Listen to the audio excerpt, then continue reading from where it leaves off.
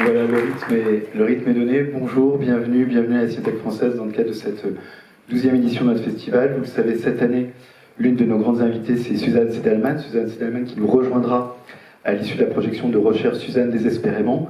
Il y aura, le dialogue sera animé par Pauline de Raymond. Pauline de Raymond qui est responsable de la programmation et qui a créé le festival en 2012. Vous pourrez également poser vos questions pendant ce dialogue, donc préparez des questions, de bonnes questions.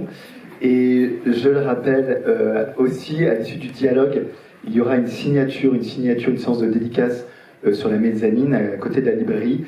Suzanne Seydelman dédicacera le coffret DVD et Blu-ray du film, édité par Bubble Pop Éditions. Le film Recherche Suzanne Seydelman est le deuxième long métrage de la cinéaste. Il est sorti en 85. Il met en scène Patricia Arquette et Madonna. Rosanna Arquette, voilà. Si c'est pas l'une, c'est l'autre. Merci de m'avoir corrigé. Donc Rosanna Arquette et Madonna. Madonna joue le rôle de Suzanne et la cinéaste raconte une anecdote. Elle raconte que Madonna avait tellement envie du rôle que quand elle est arrivée dans le bureau de la productrice, elle s'est agenouillée et elle a dit qu'elle était prête à tout pour obtenir le rôle. Ce à quoi la productrice lui a répondu qu'elle n'était pas intéressée par les femmes. Et Madonna lui aurait dit comment pouvez-vous le savoir tant que vous n'avez pas essayé. La productrice a alors compris que Madonna avait le culot nécessaire pour jouer le rôle de Suzanne. Qui découvre le film pour la première fois? Une grande partie, donc on pourra dire à la cinéaste. Et bien, bonne projection et à tout à l'heure.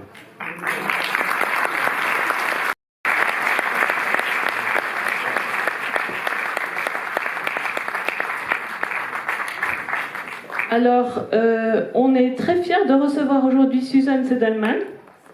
On a passé une partie de cette année à la rechercher désespérément.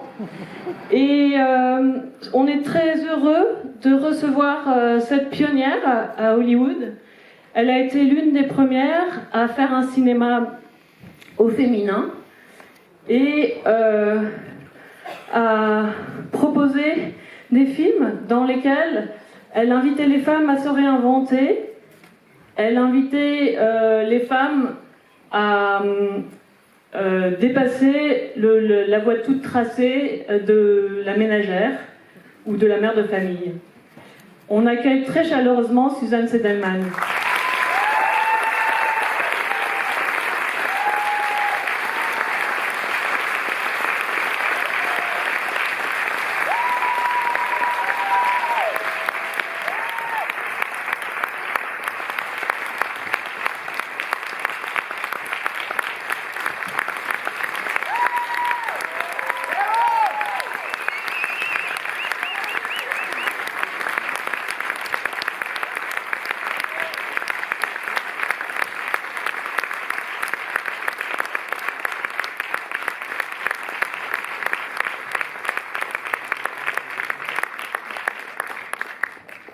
Wow, I am so moved. Thank you so much. Thank you, sincerely, and thanks to the Cinematheque for having me.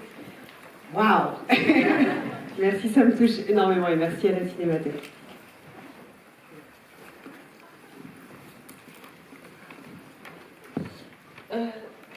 Suzanne, vous avez présenté hier votre premier long métrage Smithereens. Et lors de la présentation, vous avez dit que pour ce film-là, vous faisiez absolument tout. Il était entièrement autoproduit. Vous avez écrit le film, vous l'avez monté et vous nous avez dit que vous faisiez même le café pour l'équipe. Yeah. Avec celui-ci, à la suite de la projection de Smithereens à Cannes, il y a des gens qui ont commencé à vous appeler à Hollywood. Et donc ce film-ci, il est produit par Orion Pictures. Comment est-ce que ça s'est passé pour vous, ce changement de production, ce changement de méthode de travail? Comment est-ce que vous l'avez vécu? Et comment est-ce que vous en êtes venue à être la réalisatrice de Recherche Suzanne désespérément? Yeah. first of all, thank you all for coming, and for some of you who have never seen the film before, I really appreciate you getting to see it because, as you know, it's 40 years old.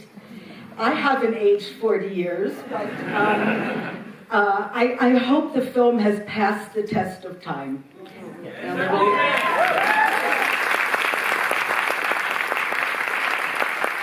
Merci beaucoup d'avoir d'être tous venus et pour celles et ceux qui n'avaient jamais vu le film, vraiment je vous remercie d'être là. Le film donc, a 40 ans cette année, moi-même je n'ai pas du tout pris 40 ans et j'espère que ce film a passé le test du temps. When I did Smithereens was my first low-budget independent film. And it was made basically with the people I had gone to NYU Film School with no money, just all of us running around New York City in 1980. It took 2 years to film, 1980 to 1982. And I never, ever expected it to be in the Cannes Film Festival. I had never been to a film festival before, so it was really quite surprising to find that this was accepted into Cannes. Alors Smithereens, donc c'était effectivement mon premier long métrage avec un tout petit budget. C'était simplement moi avec mes camarades de l'école de cinéma de NYU. On courait dans tout New York. Au tout début des années 80, le tournage a duré 2 ans entre 80 et 82. Et jamais je me serais attendue à être sélectionnée à Cannes. Je n'étais jamais allée dans un festival de cinéma de toute ma vie auparavant, donc j'étais très étonnée d'être prise dans celui-ci. But after it was in Cannes, suddenly I started to get calls from Hollywood studios, from agents, kind of wanting to know what I wanted to do next. And I spent an entire year, the next year, reading very bad scripts. Because I knew that there were very few opportunities back in 1982, 83 for female directors. There were some independent women making movies, but sometimes I had heard stories about some women who had made a small, low-budget movie, then made their first Hollywood movie that flopped, and then they disappeared, and I didn't want to disappear. So I knew I had to be very particular about what I chose to do next. Et donc ensuite, c'est vrai qu'à la suite de ce film, Smithereens, j'ai recommencé à recevoir des appels de studios hollywoodiens et d'agents qui voulaient savoir quel allait être mon prochain projet. Donc j'ai passé l'année qui a suivi à lire de mauvais scénarios essentiellement. Je savais qu'il y avait très peu d'occasions dans les années 82-83 pour des réalisatrices de percer. J'avais entendu quelques histoires de certaines cinéastes indépendantes femmes qui avaient commencé avec un premier film à petit budget et qui avaient ensuite fait un film hollywoodien qui avait fait un flop et ensuite elles avaient disparu du paysage. Donc je savais qu'il fallait que je fasse vraiment attention, que je choisisse très bien mon prochain projet. So after a year of reading bad scripts, suddenly I got a script called Desperately Seeking Susan. It had that title. I didn't put my name in it. And the interesting thing about it is that it was sent to me by 2 female producers, and there was a female screenwriter, and it starred 2 women. So it felt like the right kind of project. It interested me to do that kind of story. Et jusqu'à ce que je tombe, après cette année de lecture de mauvais scénarios, que je tombe sur le scénario de Recherche Suzanne désespérément. Il portait déjà ce nom, ce n'est pas moi qui ai ajouté mon prénom dans le titre du film. Et ce qui était intéressant, c'est qu'il m'avait été envoyé par 2 productrices et que c'était écrit par une scénariste et c'était sur 2 personnages féminins. Donc c'est là vraiment que ça m'a intriguée et intéressée. Also, it had a theme about reinvention that I related to personally, because I was a young woman who came from the suburbs of Philadelphia, and my mother would have liked me to be the Roberta character, the Rosanna Arquette character in the movie, but I moved to New York City to become Susan. Et le thème de la réinvention de soi me parlait particulièrement. Je m'identifiais beaucoup parce que moi, venant d'une banlieue de Philadelphie, j'avais une mère qui aurait voulu que je devienne le personnage de Rosanna Arquette, Roberta, dans le film, une femme au foyer parfaite. Et en fait, je me suis installée à New York, j'ai quitté cette banlieue pour m'installer à New York pour devenir le personnage de Madonna. And the other thing was that I remembered back in 1975, when I was a film student, I had gone to the New York Film Festival and seen a movie called Celine and Julie Go Boating by Jacques Rivette. And it left an impression on me. I loved that movie. I loved the magic of that movie and the idea that the characters change identities. And when I met the screenwriter of Desperately Seeking Susan, Leora Barish, I said, this reminds me of a movie I loved years ago. And she said, oh, I was inspired by Celine and Julie. Et je me suis souvenue qu'en 1975, quand j'étais étudiante, j'étais allée voir au New York Film Festival un film de Jacques Rivette qui s'appelle Céline et Julie vont en bateau, et j'avais été très marquée par ce film, par la magie de ce film et par cet échange d'identité entre les deux personnages. Et le jour où j'ai rencontré la scénariste, donc Leora Barish de Recherche Suzanne, je lui ai dit que ça me rappelait ce film que j'avais vu. Elle m'a dit ben oui, effectivement, je l'ai vu aussi, et c'est un film qui m'a influencée. And the other thing that I liked about the script was that the main characters are Roberta and Susan and, of course, Des, played by Aidan Quinn. But New York City is also a star of the movie. And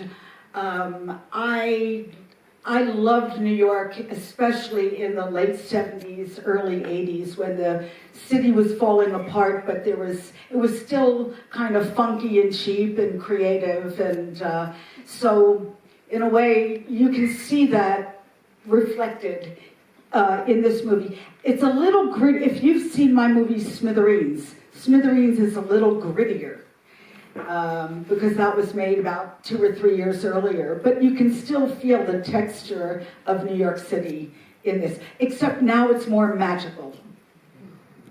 Dans le scénario, ce qui me plaisait, c'est qu'il y avait donc ces deux personnages principaux, Roberta et Suzanne, avec également le personnage de Des, joué par Aidan Quinn en troisième héros, mais aussi il y avait New York, la ville de New York était au centre de l'histoire.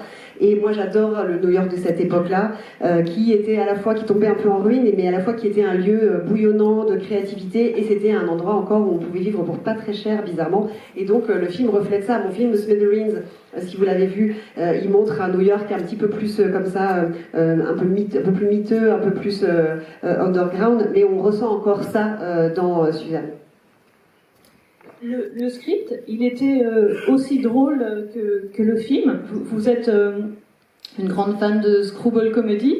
Est-ce que vous avez tiré l'histoire vers la Screwball Comedy, la comédie loufoque qui souvent renvoie à une guerre des sexes dans le cinéma classique hollywoodien? Yeah. I love screwball comedies, Hollywood screwball comedies of the 1930s and 40s. So maybe I made it a little more screwball than was in the script, but the script was very funny. The writing was funny, the dialogue was funny. One of the things I liked about it was I loved the difference between the two characters played by Rosanna Arquette and Madonna, but I also loved the secondary characters, all the background. To me, the details are very important, so that when you maybe watch the film again, the first time you see the basic story, but if you watch it again, you see all the kind of quirky things that are happening in the background. Oui, j'adore les comédies, ces comédies déjantées des années 30-40 hollywoodiennes. Mais bon, peut-être que je l'ai tiré un petit peu plus vers ça, mais déjà dans le scénario d'origine, il y avait vraiment beaucoup de drôlerie, et dans les dialogues également. Ce que j'aimais particulièrement, c'était cette opposition entre ces deux personnages féminins. Mais j'adore aussi les personnages qui gravitent autour, tous les personnages secondaires. Et dans mes films, les détails comptent réellement. Et la première fois qu'on voit le film, on s'intéresse à l'histoire principale. Mais si on revoit le film, on va pouvoir voir tout ce qui se passe en arrière-plan, toutes les petites drôleries et bizarreries qui se passent en arrière-plan. Justement, au sujet des détails, c'était une question que je voulais vous poser. Est-ce qu'il y a des choses qui se sont inventées au tournage? Je pense à la fameuse scène où Madonna est à la gare et sèche son aisselle, ou le fait qu'à plusieurs reprises, elle mange des curly, des choses comme ça. Certains de ces gestes. Yeah. I wanted the film to feel alive. I wanted it to have, it was very scripted because the film is a puzzle. So all the pieces have to very clearly fit together. But I also wanted it to have the feeling of improvisation. So there are a lot of little improvised moments. For example, as you mentioned, Madonna drying her armpits. It was scripted that she goes into the bathroom and she dries her face. Then Madonna turned the blower upside down and did her armpits. Another example of an improvised moment was the cab driver telling the joke about sushi. That cab driver is a kind of actor. He's actually a bodyguard. He used to be the bodyguard for Sid Vicious. But we just drove around in a taxi, and he kind of was an aspiring stand-up comedian. So I just said, just tell some jokes.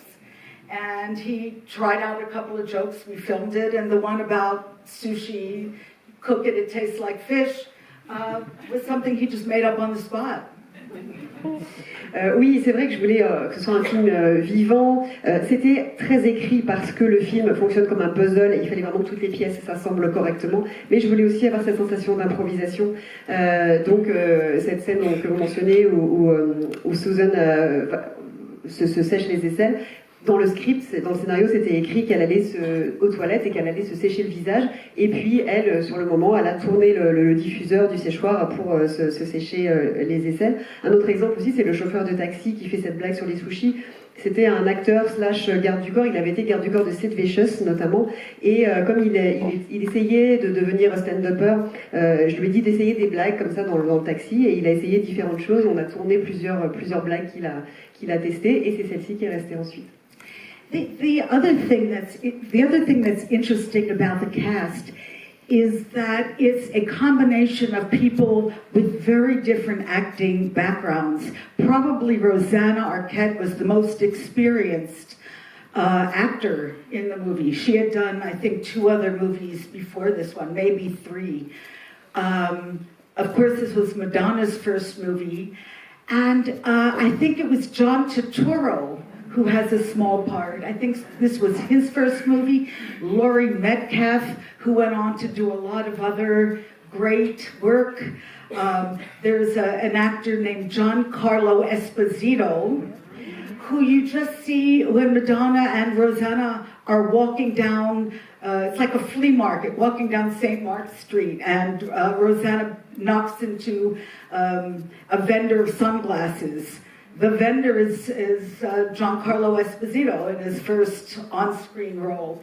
So it was a really and Martin Scorsese's father is in the movie in the Magic Club. It was the first time for a lot of people who went on to do a lot of good work later on in their career. Et la distribution aussi, c'est un mélange de plein d'acteurs qui venaient d'horizons très différents. Rosanna Arquette était sans doute la plus expérimentée. Elle avait fait au moins 2 films, peut-être 3 même avant celui-ci. C'était évidemment le premier film dans lequel jouait Madonna. On voit aussi dans un tout petit rôle John Turturro dans son tout premier film également. Laurie Metcalf qui a aussi ensuite après fait beaucoup d'autres choses. Et Giancarlo Esposito qu'on voit dans le marché aux puces de St. Mark Street, qui est le vendeur de lunettes de soleil. C'est sa toute première apparition également à l'écran. Et on voit aussi le père de Scorsese dans Le Cabaret de Magie. Donc tout un tas d'acteurs qu'ensuite on a vu dans beaucoup d'autres choses à l'écran qui se sont révélés plus tard aussi. One of the things about casting that was a little tricky is because this really is a movie about the relationship between the 2 women. So it was very hard. The studio wanted us to find a male movie star for the role of Des. It was and they suggested people like Kevin Costner, Dennis Quaid, who were stars at the time. But unfortunately, they didn't want to play second fiddle to the 2 ladies. So somebody mentioned Aidan Quinn, and he had been in one other movie before this, a movie called, I think it was called Reckless with Daryl Hannah. And the movie flopped. And I was happy, well, a little happy that the movie flopped because he probably wouldn't have done this if that movie had been a success. So it was very tricky to find, back then, to try to find a male star in such a female-driven movie. Donc, ce qui était délicat dans cette distribution, c'était que comme c'était un film autour de cette relation entre deux femmes, eh bien le studio voulait quand même, pour porter le film également, un acteur déjà assez connu pour jouer le rôle de Dez, et ils ont suggéré des noms comme Kevin Costner ou Dennis Quaid, qui étaient déjà des stars à l'époque. Mais ces personnes ont décliné le rôle parce qu'ils ne voulaient pas être la cinquième roue du carrosse. C'est pour ça que finalement Eden Quinn a été proposé. Il avait fait un film avant avec Daryl Hannah qui s'appelle Reckless, qui n'avait pas marché. Et quelque part, je suis contente que ce film n'ait peut-être pas si bien marché parce que sinon, il n'aurait peut-être pas accepté de faire celui-ci. C'est pour dire qu'à l'époque, ça n'était pas forcément évident de trouver un homme, un acteur masculin qui accepte de jouer dans un film de femme. Madonna et Rosanna Arquette, elles étaient en quelque sorte des nouveaux visages que le studio a voulu pousser. Comment est-ce qu'elles ont été choisies et quel rôle est-ce que vous avez vous-même joué là-dedans? Rosanna Arquette was attached to the script before the producers attached Rosanna to the script, and she was an up-and-coming star. She was still young and new, but she was up and coming. So the studio knew about her and everyone wanted to work with her. For the role of Susan, I auditioned a lot of actresses back then who then went on to become stars. Melanie Griffith, Ellen Barkin, Jamie Lee Curtis, Jennifer Jason Leigh, all auditioned for the role of Susan.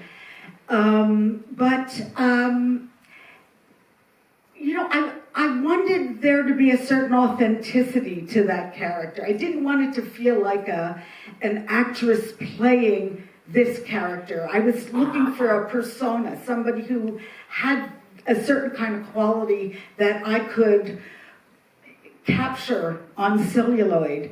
And I was living downtown New York at the time, and I knew the people in the downtown music scene, so I knew about Madonna. I kind of knew the club she was singing at, and she lived down the street from me. She lived 2 blocks away. So I thought she would be great, and when I mentioned her to the studio, they had never heard of her. So they flew her out to LA to meet her for the first time. And fortunately, the teenage son of one of the executives, the vice president of production at Orion, thought Madonna was cute. And really and convinced his mother to let me give her a screen test. And then we went back to New York and we screen tested her, and she looked great on film. Rosanna Arquette, elle était déjà attachée au projet, elle avait été attachée par la production dès le départ. C'était une star montante déjà à l'époque, les studios donc la connaissaient et elle commençait à être assez demandée. Pour Suzanne, j'ai auditionné énormément de jeunes actrices dont beaucoup sont devenues des stars après cela. Mélanie Griffith, Ellen Barkin, Jamie Lee Curtis ou Jennifer Jason Leigh. Moi, j'avais envie d'avoir une certaine authenticité et je voulais pas avoir la sensation que c'était une actrice qui jouait un rôle. Je voulais quelqu'un qui ait une sorte d'aura que la pellicule allait saisir. À l'époque, j'habitais donc à New York, à Downtown. Et je connaissais assez bien la scène musicale new-yorkaise. J'avais entendu donc parler de Madonna, qui n'était pas encore très connue. Je connaissais les clubs où elle jouait. Et elle habitait en plus à 2 rues de chez moi. Donc moi, j'ai tout de suite pensé qu'elle serait bien pour le rôle. Mais le studio ne la connaissait pas quand j'ai mentionné son nom. Donc ils l'ont fait venir à Los Angeles pour la rencontrer. Et par chance, le fils adolescent de la vice-présidente d'Orion trouvait qu'elle était mignonne et a convaincu sa mère de lui faire passer un bout d'essai. Donc elle est rentrée à New York et on a fait ce bout d'essai. Et moi, j'ai trouvé tout de suite qu'elle passait extrêmement bien à l'écran. But there's another funny anecdote that has to do with when I first met Madonna at the casting office. she came to the casting office in a taxi, and she didn't have enough money to pay for the taxi. So she convinced the taxi driver to wait outside the building, outside the office building, which is very difficult because New York taxi drivers don't let somebody leave their cab without paying. And then Madonna came up to the office and she borrowed the money from the receptionist. And I don't know whether the receptionist ever got paid back or not, but to me, that was kind of a sign that this woman has the confidence to play this role. Et donc, petite anecdote, quand elle est arrivée donc, pour passer dans le bureau de la direction de casting, elle est venue en taxi, elle n'avait pas de quoi payer la course, Madonna. Elle a convaincu le taxi, ce qui est extrêmement difficile à New York, convaincu le taxi de l'attendre. Et donc, elle est sortie du taxi le temps de passer son casting. Et elle a emprunté, ou en tout cas de rentrer, pour emprunter de l'argent à la réceptionniste ou au réceptionniste. Je ne sais pas si finalement la personne de la réception l'a remboursé, mais en tout cas, ça donne une idée donc, de la confiance qu'elle dégageait déjà, qu'elle avait pour jouer, et donc qui servait bien le rôle. But Madonna gives the film its attitude, its kind of style. But really the heart and soul and the harder role is the role that Rosanna plays, because she's so vulnerable and funny, and it's hard to play Amnesia. You know, this is a comedy, and it's a screwball comedy, and Amnesia is just a device to enable the character to live the more exciting life she really wants to live. But finding the right way to play the amnesia without making it too sad or depressing and keeping it light, that's really a testament to Rosanna's acting. Mais même si Madonna donne un peu le style, la coloration au film, le rôle le plus dur des deux à jouer, c'était quand même celui joué par Rosanna Arquette, parce qu'elle a ce mélange de fragilité et de drôlerie. Et c'est très difficile de jouer l'amnésie, surtout dans une comédie, parce que c'est en fait un truc d'écriture, un dispositif pour lui permettre de vivre une vie qu'elle n'aurait pas vécue sinon. Mais c'est pas évident de le jouer sans être trop dans la tristesse et de garder une forme de légèreté, donc vraiment ça témoigne de son talent d'actrice. Oui, elle est magnifique dans le film. Comment est-ce que ça s'est passé, la relation de travail avec l'une et l'autre? Et avec aussi le surgissement de la notoriété tout à coup de Madonna pendant le tournage, puisque Like a Virgin est sorti pendant le tournage. Yeah, it was such a weird experience making this, because the first scene that we shot was the scene where we see Madonna walking down the street, eating cheese doodles, wearing the little white gloves. And we were filming there, and New Yorkers are cool, you know, so they would see us filming, they'd see the cameras, they'd look around, they didn't see any movie stars, and they would, you know, go on their way. And then 9 weeks later, by the time we were at the end of filming, Like a Virgin album was released, and suddenly Madonna's career skyrocketed. And that did have an effect on everyone, I think, including the way the movie was perceived. I mean, originally it was a story about these two women, and the relationship between them. It was I like to consider it's a love story without sex between the women, anyway. But by the time the movie was released, it started to be called the Madonna movie, and that was wonderful for the studio in terms of publicity, but it really isn't the Madonna movie, it's the story of the two. C'était une expérience, oui, assez étrange, parce que quand on a commencé le tournage, on a commencé par tourner la scène où Madonna marche dans les rues de New York en mangeant ses curlis avec ses gants blancs. Et les New-Yorkais sont des gens qui ont l'habitude des tournages, et ils se retournaient, ils sont assez cool avec ça, et donc ils se retournaient pour voir s'il y avait une star de cinéma. Ils n'en ont pas vu, donc ils passaient leur chemin à ce moment-là. Et sauf que 9 semaines plus tard, quand on a terminé le tournage, entre-temps, oui, Like a Virgin était sorti, et sa carrière est en train vraiment de décoller. et ça a forcément influencé tout le monde, y compris sur la réception du film. Moi, j'ai voulu ce film comme la relation entre deux femmes, que je définis un peu comme une histoire d'amour entre deux femmes sans sexe. Alors que à la sortie du film, on a commencé à dire que c'était le film de Madonna, ce qui était super pour le studio et pour faire de la publicité pour la sortie du film, mais pour moi c'était pas vraiment ça que j'avais imaginé au départ.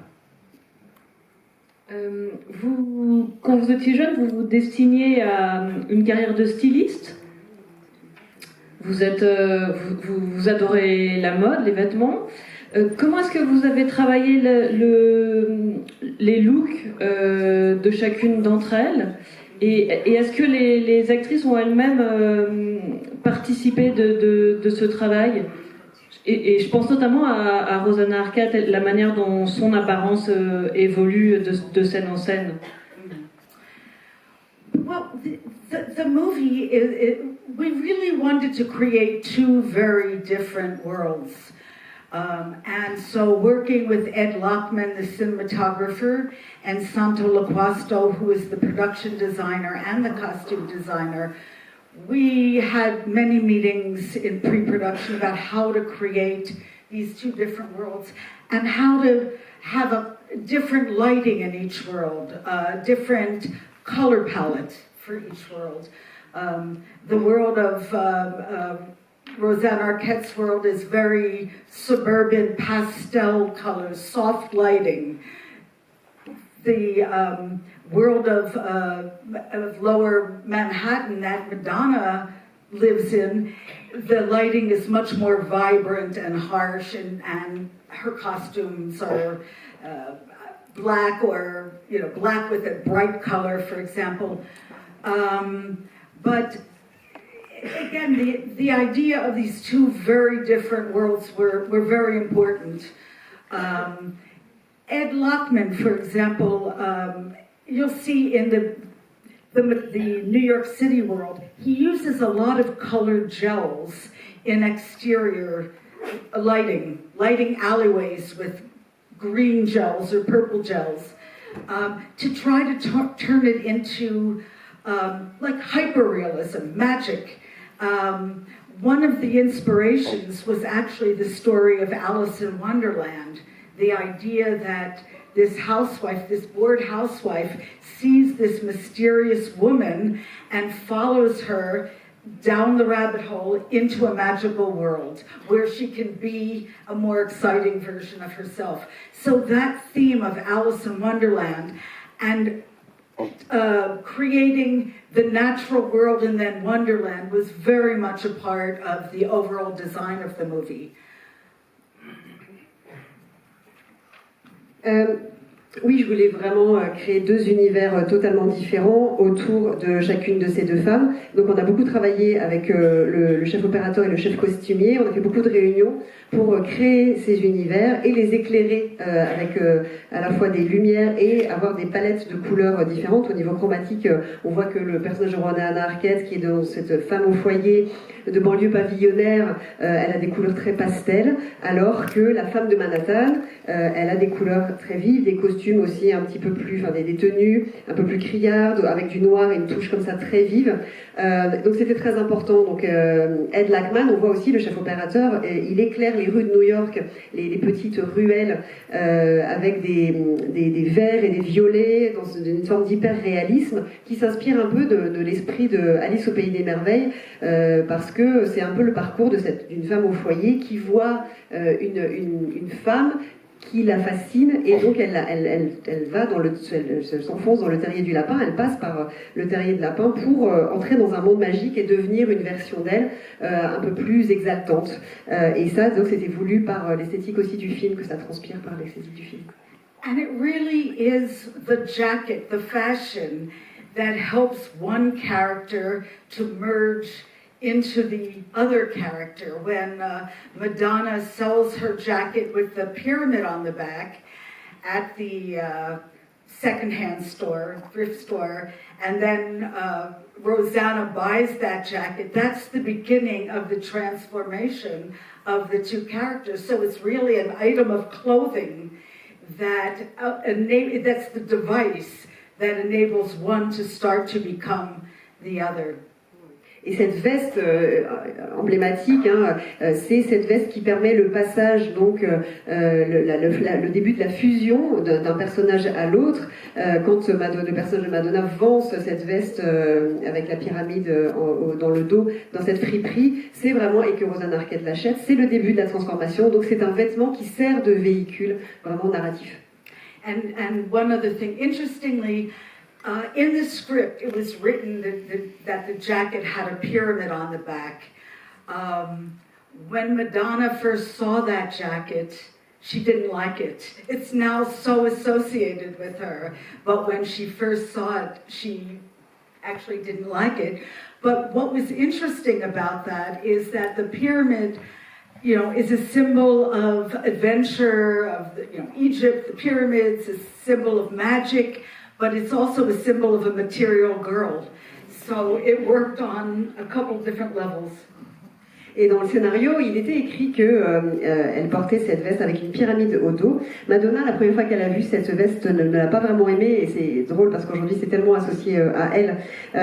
Et la pyramide symbolisait donc l'aventure, la mythologie égyptienne, donc un petit côté magique, et aussi un peu le côté material girl. Donc ça marche à beaucoup de niveaux. Yeah, it's on the dollar bill. Yeah. Oui, puisque c'est sur le billet d'$1. Est-ce que vous voulez nous dire un mot du travail sur la musique et de ce thème qui apparaît avec l'arrivée du bus duquel sort Madonna, sur lequel il est inscrit New York City et Liberté. Yeah. Et puis le thème revient. Yeah. Yeah. It's interesting. This. I got to work with a great composer named Tom Newman, who came from a family that his father was an important music composer. His uncle, his cousin is Randy Newman. So it's a very musical family.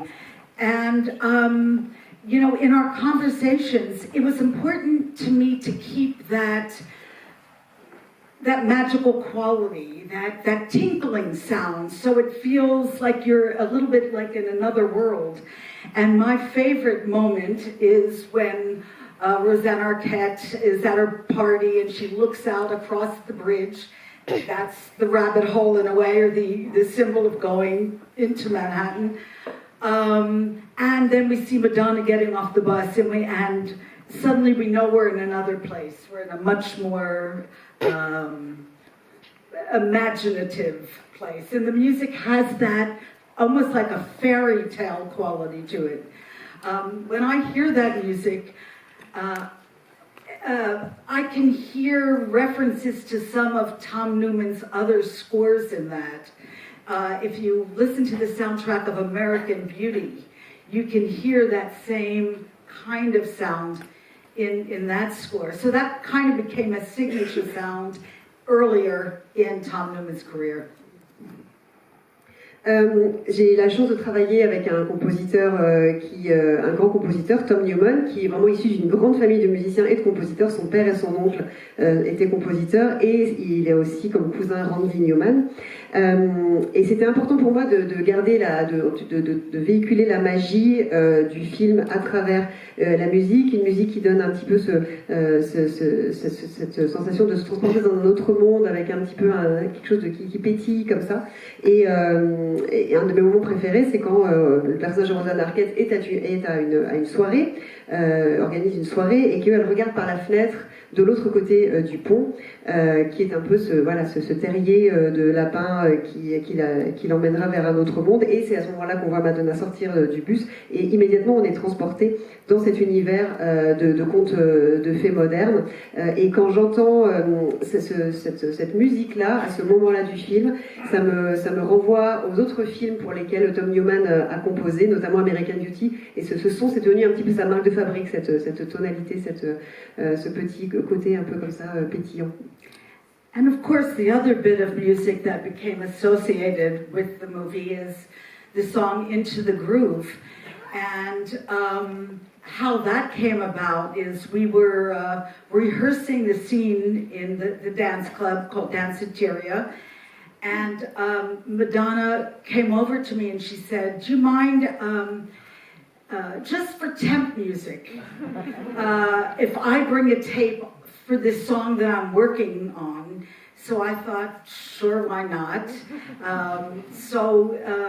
The day we were filming, we put on the music, and it was really just to get all the background actors moving to the same rhythm. And then we were going to take it, then you turn the music off and the dialogue starts. We never really expected to use that in the movie. But of course, when you get into the editing room, we put it in as temp music and then fell in love with it. And by that time, Madonna had become, her star had risen, and the studio were willing to pay her a lot of money for that song. But that was really just intended as temp music. Et quant à la chanson Into the Groove qui est dans le film, c'était lors d'une répétition dans le club qui s'appelle Danceteria. Madonna a proposé que comme musique de fond pour travailler cette scène en musique temporaire, on passe la démo de nouvelles chansons sur lesquelles elle est en train de travailler. Je dis bon bah ok, pourquoi pas. C'était pour que les figurants essentiellement bougent tous au même rythme dans le club. Et je ne pensais évidemment pas l'utiliser forcément, mais au montage, on est tous tombés amoureux de cette musique, et comme entre-temps Madonna était devenue vraiment une star, le studio a accepté de payer le prix pour avoir cette chanson, mais c'était pas forcément prévu au départ. Peut-être qu'on peut passer la parole à la salle et prendre quelques questions. Can I mention one other thing? There was another ending to the movie. The scripted ending had the two women on an adventure together on camels in Egypt. And we filmed this in a sand pit in New Jersey. And then we were going to optically put in a pyramid. We brought in camels. The camels were not very nice. I think Rosanna had a problem. Her camel was not nice at all. But we filmed this scene, and I think maybe on the DVD, there's a rough version of it that still exists. And what happened is we started to, in Hollywood, they do test markets. They take the film out and they show it to audiences and get responses. And what I realized was that the film had too many endings. It ended with this ending where, Aidan Quinn and Rosanna kissed in the projection booth. And you see Madonna and her boyfriend in the audience. And then it had another scene where Des and Jim, the other male character, are sitting in a bar wondering what happened to the women. Then it had another scene where you see the women on the camels. And during the test screenings, I realized that when Rosanna and Aidan kissed, you could feel in the audience, this is a romantic comedy, the leading man and leading lady kiss, and everyone was like, nice, and you could feel emotionally they were getting up out of the seat. They thought it felt like the ending. It felt like an ending, and that was when we decided. And I'm actually glad we made this choice when we decided to take the original ending out. Also because.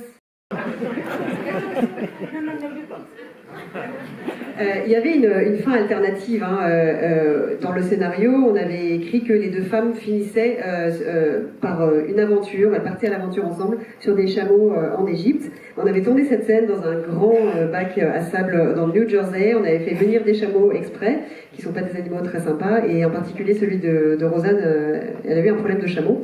Mais il y a une petite version donc, de cette scène sur le DVD que vous trouverez. Simplement dans les projections tests qu'on a faites, on s'est rendu compte que ça marchait pas très bien, et surtout ça m'a fait me rendre compte que le film avait trop de fins successives. Quand Aidan Quinn et Rosanna Arquette s'embrassent, quand Madonna retrouve son Jim, et on avait aussi un moment où on avait Daisy et Jim dans un bar, et finalement le moment où Rosanna Arquette et Aidan Quinn s'embrassent, comme c'est finalement une comédie romantique au bout du compte, le public, on sentait qu'il était engagé dans cette histoire et que c'était une fin satisfaisante et on sentait que c'était ça la vraie fin. Donc je suis contente qu'on ait fait ce choix de couper la dernière fin. Also, I'm glad it ended in a movie theater because it is a movie that references movies and it felt like a nice meta kind of ending that they should end in a projection booth and then the cinema, the celluloid burns. Et finalement, je suis aussi heureuse de ce choix parce que ça se termine donc dans un cinéma. Comme c'est un film qui fait référence au cinéma et au film en général, je mets cette mise en abîme, que ça se termine dans une cabine de projection et qu'à la fin on voit la pellicule qui brûle. C'est une comédie, mais est-ce que vous l'avez fait, ce film, comme un film féministe, malgré tout? It was intended, yes, as a feminist comedy. You can be a feminist and funny. Oui, bien sûr, ça a été voulu comme une comédie féministe, puisqu'on peut être féministe et drôle. Dans votre jeunesse, vous avez été... est-ce que vous avez eu une formation plus théorique féministe? Est-ce que, par exemple, vous avez lu les écrits de quelqu'un comme Betty Friedan ou la revue Mrs. Of course, when I was in college in the early 70s, the feminist movement was becoming more and more popular. And also I realized that growing up watching movies in the 70s, there were many male buddy movies, many movies about male friendship, Butch Cassidy and the Sundance Kid, or Midnight Cowboy, John Voight and Dustin Hoffman. But there were very few movies where two women had an adventure, where they were proactive and got to do something fun. And so that was what I loved about the script. That's why I wanted to make the movie. Oui, à la fac, bien sûr, au début des années 70, j'étais étudiante à la fac et c'était un moment où le mouvement féministe prenait beaucoup d'ampleur et je me suis rendu compte qu'il y avait beaucoup de buddy movies, mais avec deux hommes, comme Butch Cassidy et le Kid ou Midnight Cowboy, où on avait vraiment deux sur l'amitié masculine, mais qu'il y avait assez peu de films où on voyait des femmes qui prenaient une part active dans une aventure un peu fun. Et c'est pour ça que ça m'a intéressé de faire ce film-là. And I think that because this movie, no one expected it to be, the studio didn't expect it to be successful. It was made for about $5 million, which for studio for a studio movie was not a lot of money. And then when it turned out to be successful, I think everyone was surprised. But as a result, it showed Hollywood that you can make movies about active female characters and that men and women will go to see them. Because if you think about it, this movie came before Penny Marshall's A League of Their Own. It came 3 or 4 years before Thelma and Louise. So there really weren't female adventure movies before this. Yeah, in Hollywood, maybe in Europe. Et personne ne s'attendait vraiment au succès de ce film. En tout cas, le studio l'avait fait pour seulement $5 millions, ce qui est assez peu pour un film de studio. Et ce succès a étonné tout le monde et ça a montré à Hollywood qu'on pouvait faire des films sur des femmes qui ont vraiment qui prennent en charge l'histoire et que ça pouvait être aussi apprécié donc à la fois par des hommes et par des femmes. Et c'était plusieurs années avant A League of Their Own, le titre français m'échappe. Une équipe hors du commun. Une équipe hors du commun, merci. Et c'était plusieurs années avant Thelma et Louise, donc vraiment à Hollywood, il y avait encore peu d'exemples de ce type. Est-ce qu'il y a des questions de la salle? Je suis sûre.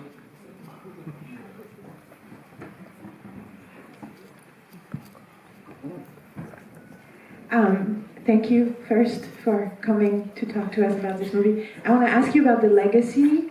My mom showed me this movie when I was 9 years old in '89. I never stopped watching it, ever.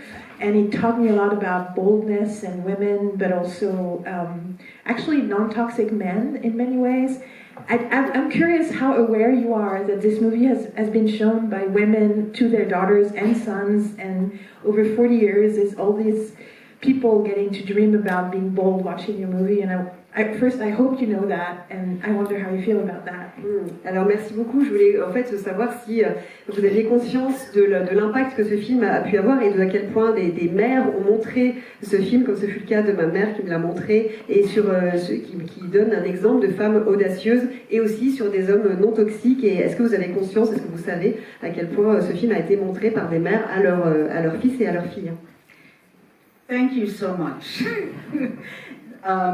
I can't tell you how happy I am when I look in the audience and I see people who were born when this movie was made, or I see mothers and daughters and grandmothers now, and grandsons watching the movie, because you never know when you make something if it's gonna pass the test of time, if the story will still strike a chord many years later. But I think because this is really the theme of this is about allowing yourself the freedom to let the best of you that's inside out, to not have fear, to embrace the adventurous side of you, is why I think it kind of passes the test of time.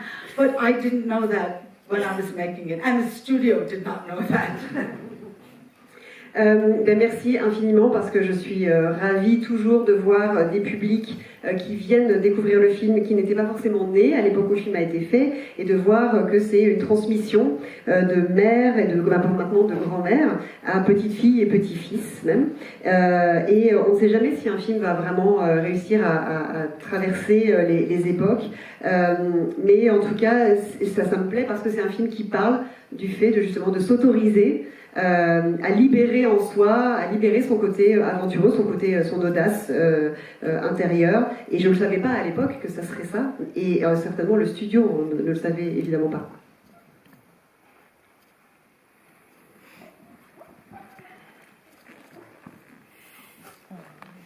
Est-ce que vous étiez stressé pour le film, pour la production?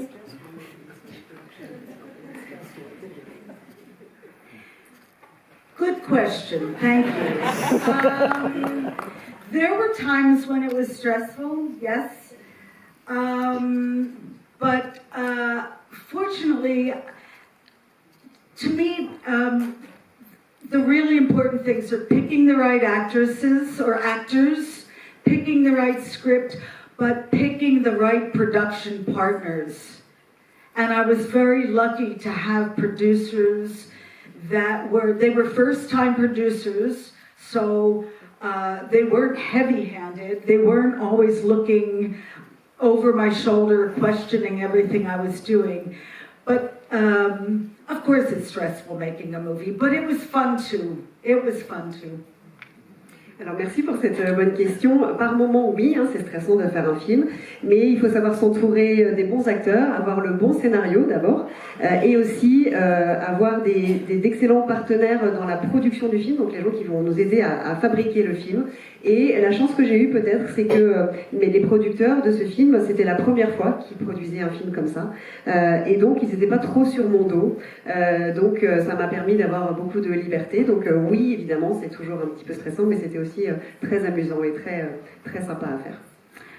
I think one thing that a lot of people who don't work in the movie business don't realize is that it is physically exhausting. That's what I wasn't totally aware of before I made this movie.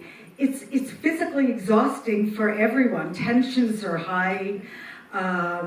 You're working very long hours, and once it starts, you can't stop and say, oh, give me a few days to think about that. You just have to keep going, and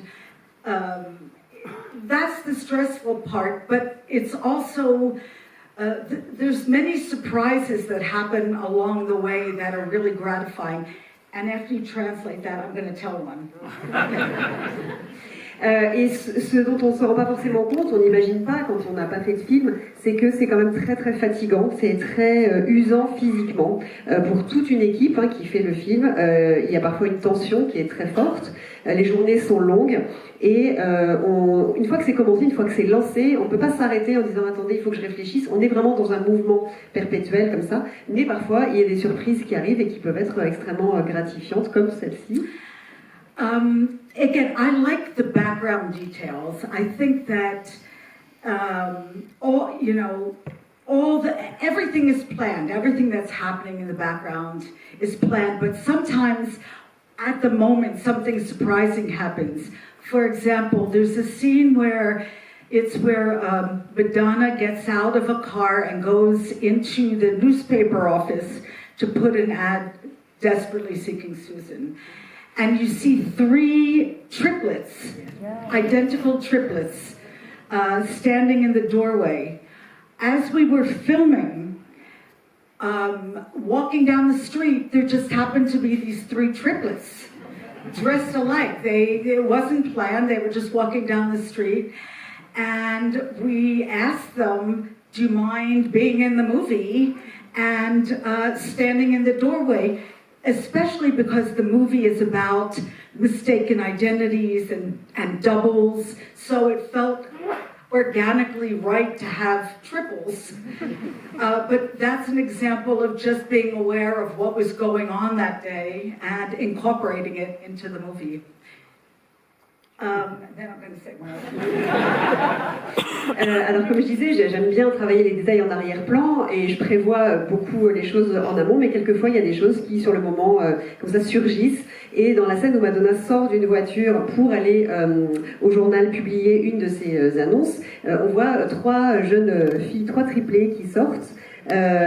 Qui sont là dans la rue, et au moment du tournage je les ai aperçus, c'était pas du tout planifié et je leur ai demandé donc de refaire des prises pour qu'elles apparaissent dans le champ. Comme c'est un film en plus sur la confusion d'identité, sur le double, et ben c'était bien d'avoir des triples, et donc c'était aussi bien de garder la conscience de notre environnement là où on tournait pour ensuite être capable d'injecter des choses comme ça sur le moment. I think about 10 or 15 years ago, there was a documentary film called 3 Identical Strangers. I don't know if it played in, about these 3 triplets who had been separated at birth. They were part of a social experiment in the 1960s. One was put into a working class family, one was put into a middle class family, and one was put into a more privileged family.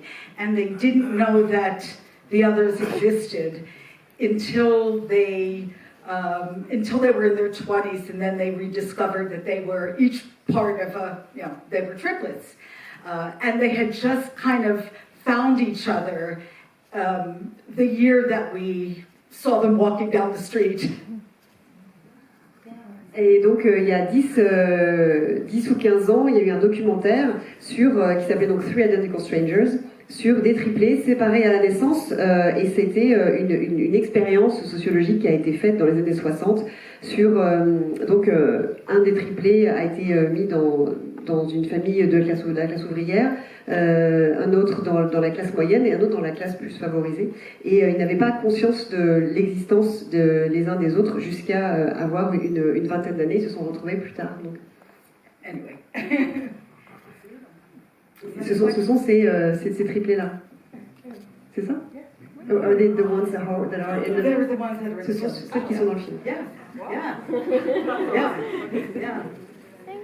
Ils venaient juste de se retrouver. Is this on? Can you hear me? Hello? Since we're speaking about doubles, I wanted to say hi, Sue, who has become Susan. I'm Sue, who has become Sue-Ann. We connected after I saw Confessions of a Suburban Girl. So here's from one suburban girl to another. You moved to New York, and I moved to Paris. And I followed you ever since. we have connected, and you said that you like people who reinvented themselves. Yes.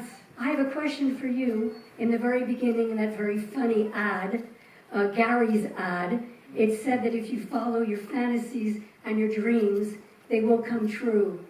Can you say that that's part of your life too? Absolutely. Donc, je crois donc c'est d'une Sue à une autre. Vous êtes parti à New York et moi je me suis installée à Paris et j'ai suivi votre travail. Vous parlez donc de se réinventer et la publicité du mari de Rosanna Arquette dans le film Gary dit que si on suit ses rêves, eh bien ils deviennent vrais. Diriez-vous que c'est votre cas aussi dans votre carrière? Thank you for coming. This woman I haven't seen in 50 some odd years. We went to high school together.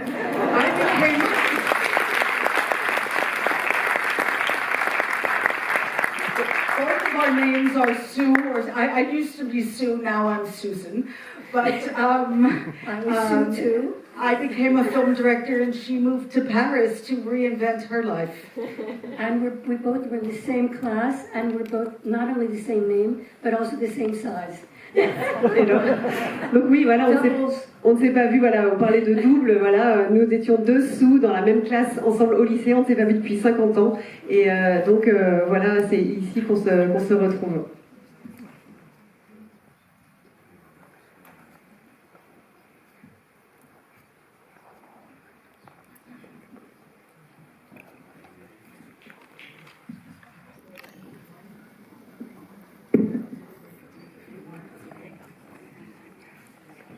Oui, bonjour Madame Seidelman. Merci d'être là ce soir, aujourd'hui parmi nous.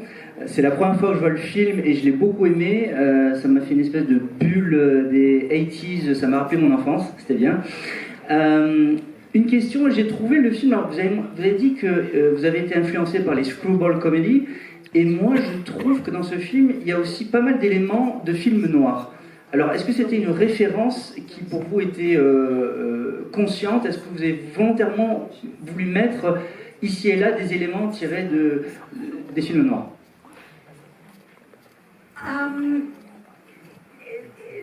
I was more influenced by screwball comedy, but I also like the idea of the MacGuffin that is often used in film noir. And in this case, the MacGuffin, the Egyptian earrings, you don't really care about them, but it's the device that propels the story forward. So that is something that, of course, Hitchcock uses in his movies, and that I try to use, but in a very playful way. Alors je suis évidemment beaucoup plus influencée par la screwball comedy, mais j'aimais quand même l'idée du MacGuffin, qui est cette espèce de dispositif narratif, qui est ce prétexte un peu narratif qui est utilisé dans les films policiers ou noirs, notamment par Hitchcock. Ici ce sont ces boucles d'oreilles égyptiennes, on s'en fiche un petit peu, mais c'est ça qui va servir de prétexte. Donc ce MacGuffin, oui, je me suis amusée aussi avec ce procédé-là. Bonsoir Suzanne Seidelman, je suis là. I'm here. Hi. Hello. Bienvenue à Paris, bienvenue à la Cinémathèque française. C'est la seconde fois que je vois ce film dans une salle de cinéma. La première fois, je l'ai vu l'été 85 quand il est sorti à Alger en Algérie. Et depuis ce jour-là, je recherche désespérément Suzanne Seidelman. Et je vous retrouve aujourd'hui pour vous dire merci pour ce film qui a marqué mon adolescence. Un film qui cristallise aussi la pop culture des années 80 et aussi à New York, cette ville qui est un personnage à part entière dans votre film. Voilà, à part les remerciements, j'ai aussi une question à vous poser. Après le succès du film et les carrières éclatantes de Rosanna Arquette au cinéma et Madonna qui est devenue une méga star planétaire, est-ce que vous avez eu songé à de nouveaux projets avec ces deux actrices et chanteuses, et est-ce que vous avez gardé contact avec elles? Merci. Thank you for your comment, and I'm glad you got to see it in 1985, and I'd be curious to know if you relate to it differently now than you did 40 years ago, but that's something else to talk about. Rosanna, this really, I think we were all taken by surprise by the success of this movie. And of course, Rosanna went on to make many other movies, and The Big Blue here and others. Madonna's career, Madonna reinvents herself, which is interesting because that is what she's doing in the movie too. That's that theme of reinvention. So the last time I saw Rosanna and Madonna together was at Madonna's wedding to Sean Penn.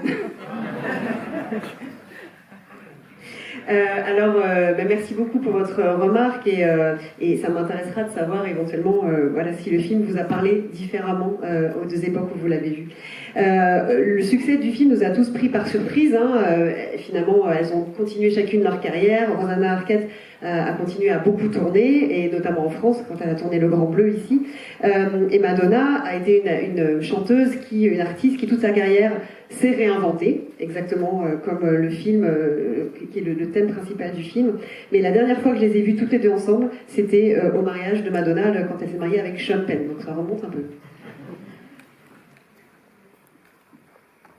Bonjour, je suis là. Bonjour.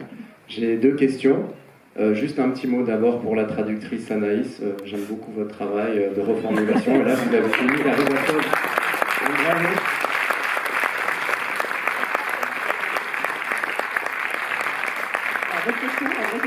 Je voulais vous laisser un avis sur Google, mais j'ai pas trouvé. J'avais prévu de le faire avant même cette intervention. Donc vous voyez, et là vous avez vraiment été mise à rude épreuve, donc ça tombait bien. J'ai deux questions. Ah oui, pardon, madame Selman. J'ai deux questions. La première, c'est j'aimerais savoir, c'était un premier film de studio pour vous, et j'aimerais savoir quelle a été réellement la chose la plus difficile que vous avez vécue sur le tournage, et surtout ce qui vous a servi par la suite dans votre filmographie. Et la deuxième chose, c'est j'aimerais savoir, est-ce qu'il y a actuellement des réalisatrices dans lesquelles vous vous reconnaissez, et que ce soit françaises ou américaines ou autres. Voilà. Merci. Thank you for the question. Even though this was a union studio movie, I thought it would feel much more different than when I was making Smithereens than it actually did. And I think it's because I felt comfortable telling the story of these two characters. I grew up in the world of Rosanna Arquette, that world, so I knew that world.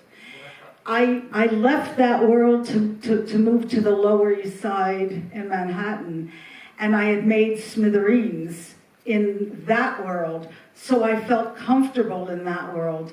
I think it would have been much more difficult if I was making a movie about subjects or in environments that I didn't understand, but I really felt I was born to tell that story in some way because I really, in my heart, knew both those worlds.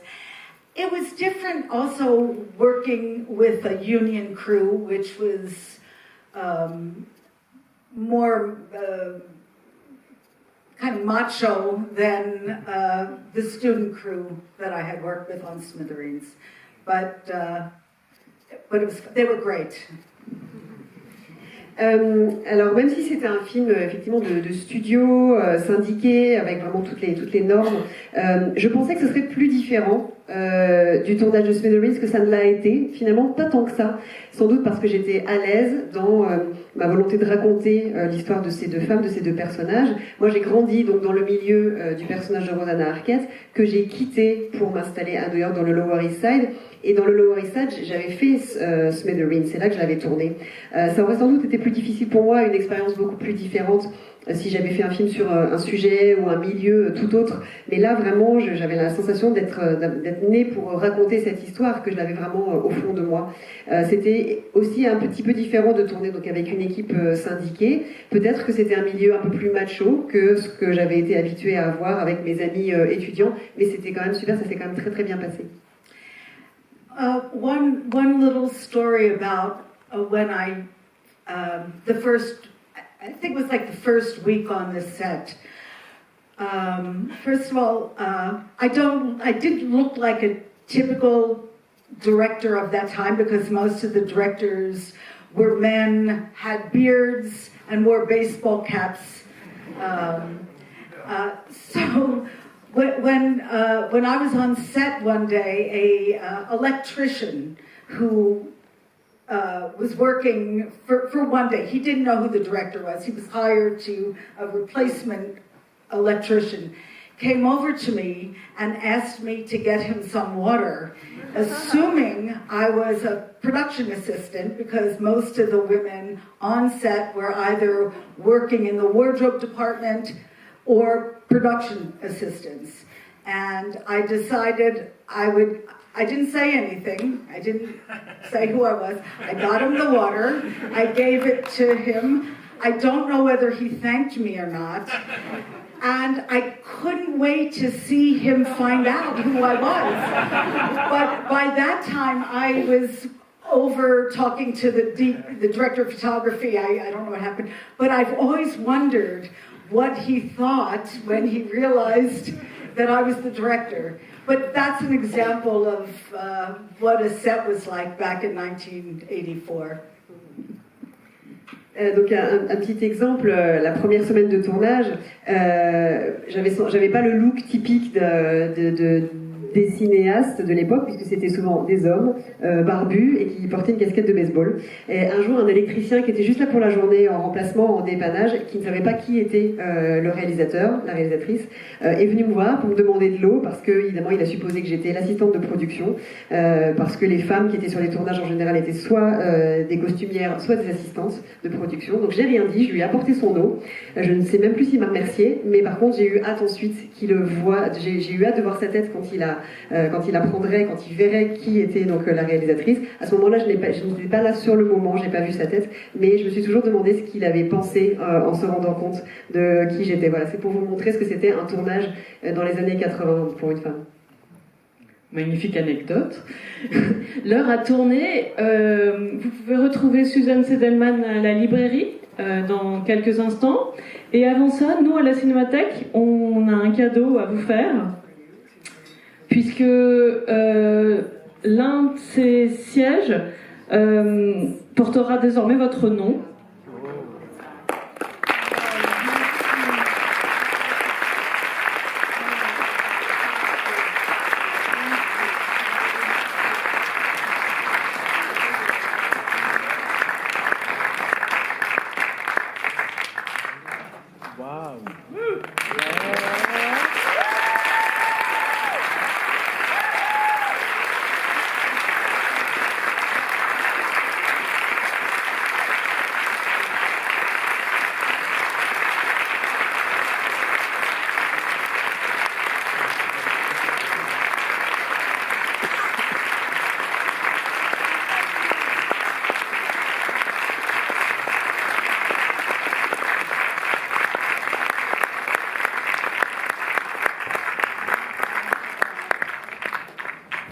Pour rappel, Suzanne Seydelman vous retrouve sur la mezzanine pour une séance de dédicace du DVD Blu-ray du film.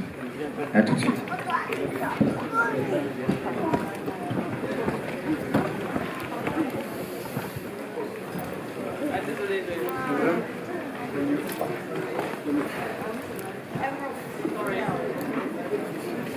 Two seconds.